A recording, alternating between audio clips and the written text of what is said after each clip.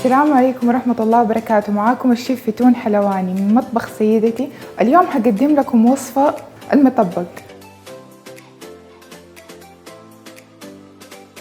هنسوي أول حاجة مع بعض المفرومة. هحط شوية سمنة،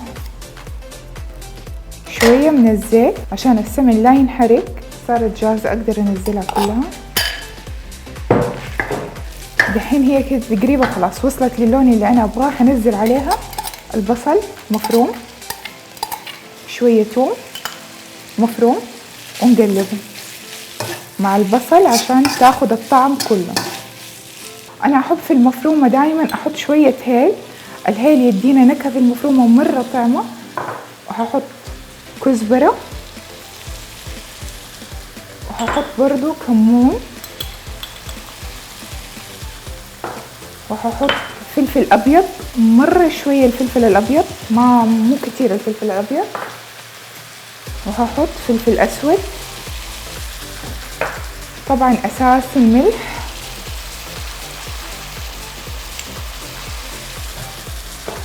وهحط إضافة على المفرومة رشة بسيطة قرفة تدينا طعم مرة طعم في المفرومة.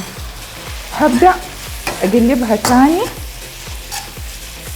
ريحة الهيل مع المفرومة بتطلع مرة حلوة. عبال الموية ما تنشف شوية ونرجع لكم.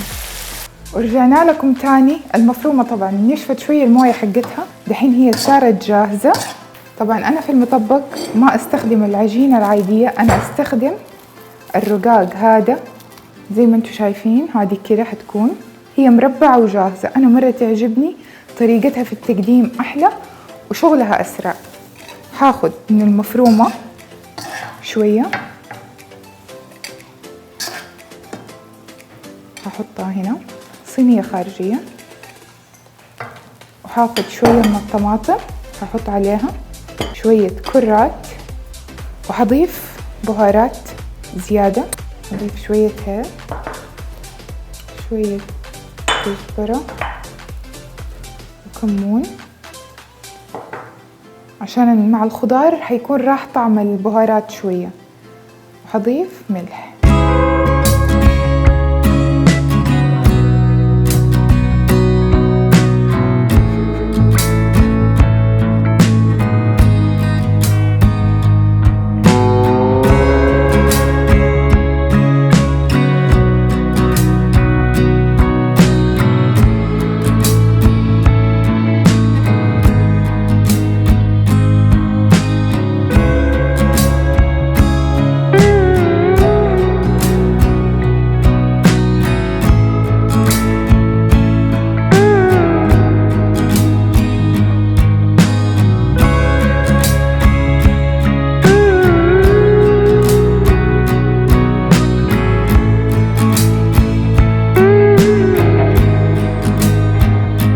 تاخد اللون الذهبي، ابغاها تطلع مقمرة. هحطها على النار.